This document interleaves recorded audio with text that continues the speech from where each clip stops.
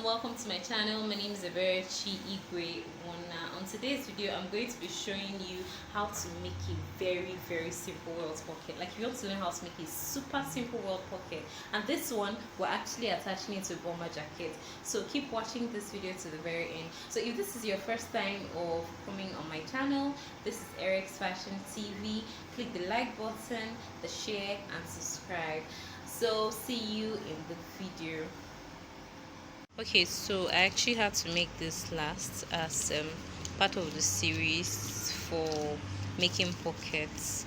So now if you want to make a pocket for a bomber jacket, now you already have your basic bomber jacket pattern. You want a situation whereby you make your pockets and the pocket rhymes. You make this one to have the same shape as the one that's going to be on the left. So this particular one, you first of all measure the wideness of this place. Okay, so now I'm going to measure the wideness of the pocket. So this, from here to here, I have 6 inches. So I'm going to add sewing allowance of 2 inches, 1 inch on the left, 1 inch on the right. So I want the pocket to go this way. So you insert your, move back a bit. So you insert whatever you want to insert this way. So I'm going to make the pocket to be 18 inches. So 18 inches, so that I can have sewing allowance of 1 inch here, then the rest to enter here. So that's how we do it. So now I'm going to do 6 inches plus 2, 8 inches. So I'll do 18 inches.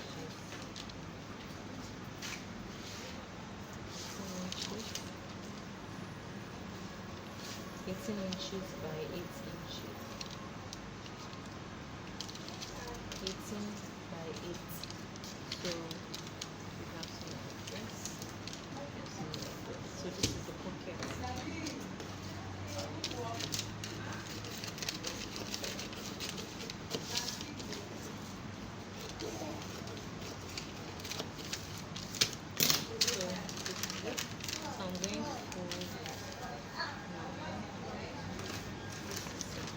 So when we are done, we have this. We have half inch. That's 1 inch here. 1 inch. So that's how we are going to do this, right? So that's it. So this is our pocket pattern.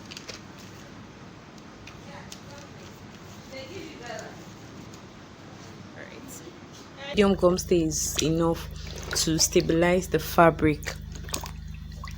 So now we have our pocket pattern. We drafted it together.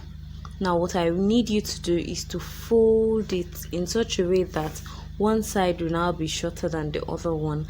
The reason I didn't cut it at once while drafting the pattern was that I didn't want to confuse you. So I wanted you to know that it's still the same length, yes. Then you just have a 1 inch shortage eventually. So I have to label my patterns now. This is lower pocket pattern and we have the higher pocket pattern. So the lower pocket pattern is 1 inch bigger than 1 inch smaller than the upper pocket pattern. So for the upper pocket pattern, I'm going to cut it with a black fabric.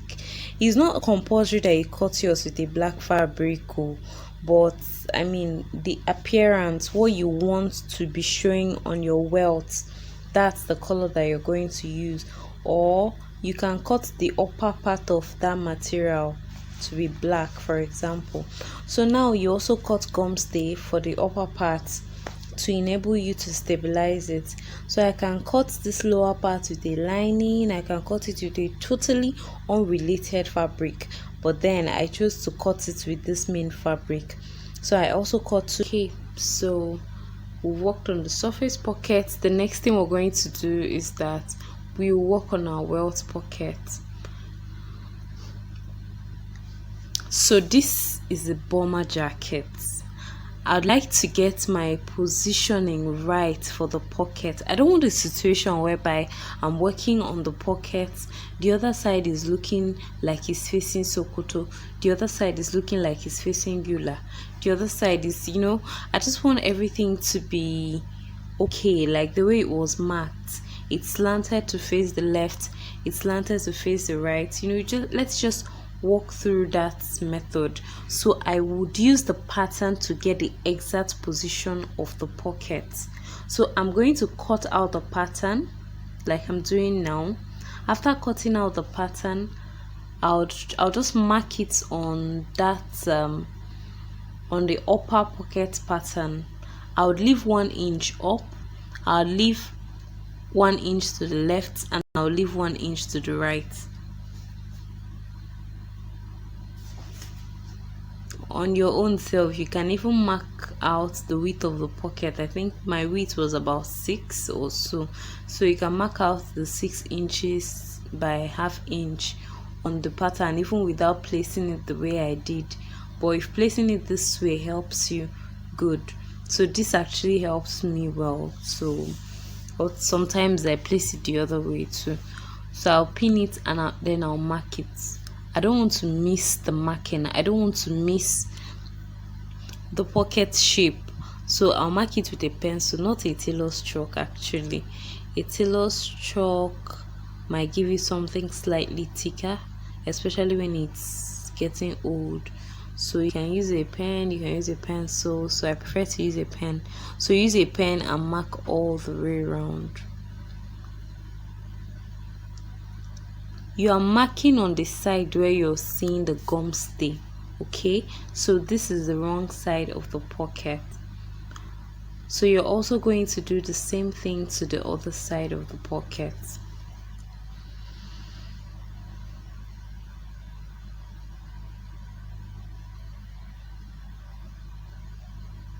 So just ensure that you leave about 1 inch sewing allowance on the upper part of the pocket, 1 inch to the left and 1 inch to the right. These were things that we considered initially when we're drafting the original pattern. So now that you're done marking out the pattern on the upper pocket pattern, you lay out your fabric that you have already joined shoulder to shoulder. Place the pattern on top. Now you can see why I don't rush joining the sides. So when you place the pattern, you place the pocket piece just below it, just to ensure that you're getting the right position. Okay, so when you just make sure you get the right position, you'd pin it round.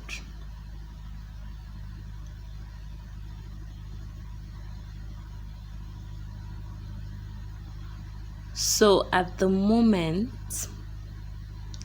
I can respond to your questions via DM at the moment. So you already have my direct WhatsApp number for those that enrolled for this course. So you can send me a direct message and then I'll respond. I take time to do this and arrange it because I want my pockets to be properly aligned. I don't want something I'll do and then the other pocket doesn't look good and then one looks like it's pointing towards the wrong direction. That's just why I had to do this. If not, I'll just place it on freehand. So after getting the placement, I'll pin it, then run my thread on the sewing machine and then start coupling it. Now I need you to pay very close attention to my coupling techniques. This box has a lot of sharp corners, and because it has a lot of sharp corners, I'm very particular in my stitching techniques so that I don't block off the sharp corners.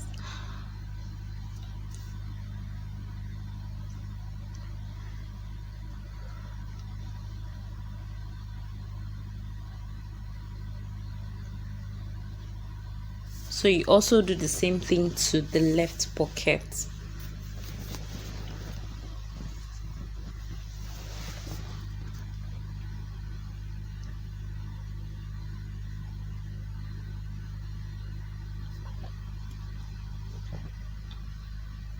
Okay, so now we start stitching. So before you start stitching, make sure that your needle is dipped at that sharp point. Your needle must be dipped. You should start at the sharp point and then you start moving. Don't run too fast. Take your time. Take it easy. Now calm down, calm down. So we're getting to the next sharp point. It must end with your needle being dipped. So when your needle is dipped, you raise your presser foot like so, then you turn around. So the essence of raising your presser foot is to enable you turn around. So when you turn around, don't run too fast with your leg. Use your hand to wind the sewing machine as if you're begging it to move. Then when it gets to the next sharp point, you see, you dip it, you raise the presser foot, you turn around, and now you've gotten your right positioning. You continue stitching. You see how easy that is? But see, you will skip this method, it will so frustrate you. You just cannot afford to skip it. So you dip your needle, you raise your presser foot, you turn around, you repeat the process. Like I take my time to actually run the stitches through this like 2 times, so that by the time I start cutting, it won't frustrate me.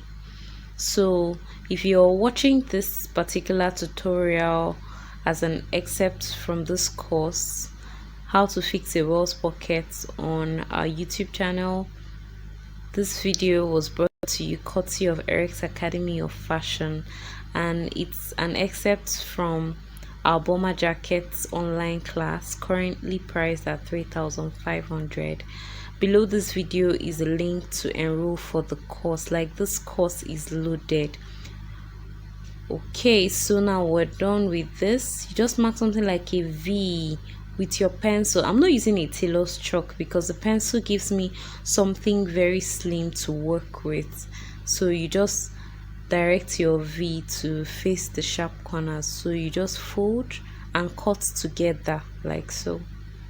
So you make sure you're cutting both the black material and your main material. So you slant towards the V. You notch very close to the sharp points, not very close, but don't cut the thread. If you cut the thread, it makes a mess of the whole thing and you have to now start restitching. So you run your stitch, you notch.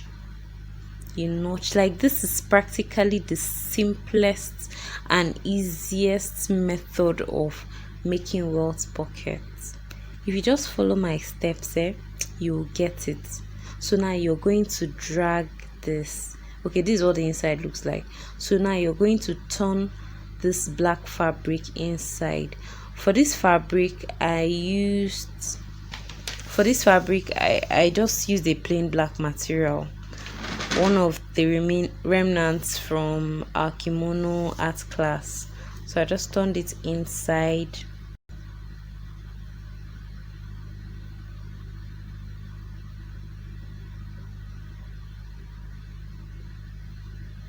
Now you need to take your time to iron. You need to sprinkle water. You need to apply pressure. You can see how neat the outside is looking, right? So we're going to take time, sprinkle water, we're going to iron it, and we're going to get a very clean effect. So I don't like ironing directly. I prefer to place a piece of fabric that is not color fast, like the color doesn't come off. I place a piece of fabric on top because when I place pressure like on the iron, it transfers some markings, this shining thing, and sometimes if the iron is not neat, it stains the fabric. I wouldn't want that, so that's why I had to place another material on top of it before ironing. So like I said, you can still get this course for 3,500. You learn how to make a bomber jacket with hoodie. You'd also learn how to make a bomber jacket without hoodie.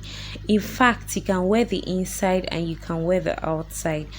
By the end of this video, I'm going to attach videos of the inside a reversible bomber jacket from our intermediate class. Like, this online course is just starting. You can so take advantage of it now because the price is definitely going to increase very soon. So we still continue with our ironing process. I try to iron it in such a way that I don't want to see the fabric inside. Like that, you see that Ankara high target. I don't really want to see it inside. I want the black fabric to be fully on the outside, and then all right. So now we're going to fold.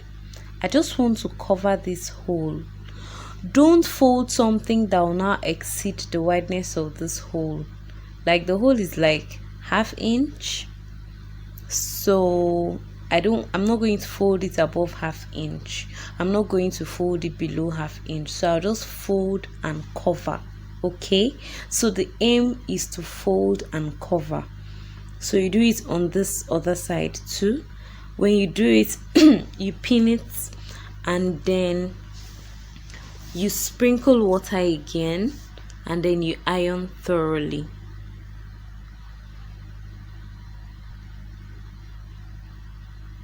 Like, I can't wait to show you this bomber jacket once it's done. It's so going to be lovely. So you just iron. So when you turn to the front, this is what you are going to see. See how neat it looks. I can comfortably put my hands and it looks absolutely neat. So you turn back again, and then you place this Ankara fabric. Check it out. See, you see it's now equal. You're not seeing a 1 inch shortage any longer. It's now equal because you have already folded to close. You've already folded to close the opening using your ½ inch both ways. So you pin round, and then we are getting ready to attach this. The beautiful thing about this bomber jacket class is that the course is downloadable, like absolutely downloadable. You can download and watch at your own time, and you can ask questions. You have lifetime access to the course. So now this is what I'm going to do. I'll go to the sewing machine. You can see how this place looks now. So we'll lift here. We'll top stitch on the old line we already used, because we don't want to have any spacing on the upper part. I know, yeah, 1 inch seems like a very big sewing allowance and everything, but see, at this stage we need it. If I had used like ½ inch, I'll be struggling, with the sewing allowance and everything, trying to maintain the line. So I just had to use something that I'll be free with. So it's easier to cut off the excess than to deal with not having enough.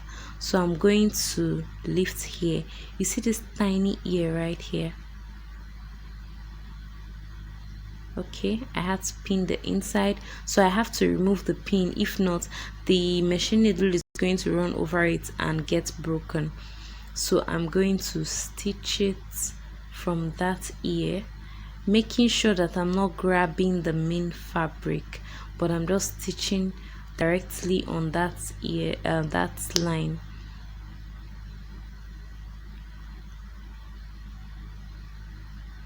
So you can see very closely. So you run the stitch all the way down. So if you're watching this video on YouTube, don't forget to like, share and subscribe. My name is Eberechi Igwe Obonna, the writer of the books Pattern Making for the Shapely African Woman and Advanced Pattern Mastery for the African Woman. So below this video, I'm going to attach the link to order it on Amazon, or the link to order it if you're in Nigeria. So we also stitch on this particular area, and then we stitch the base, and so we are done. Thank you for watching. See you in the next training video. Bye.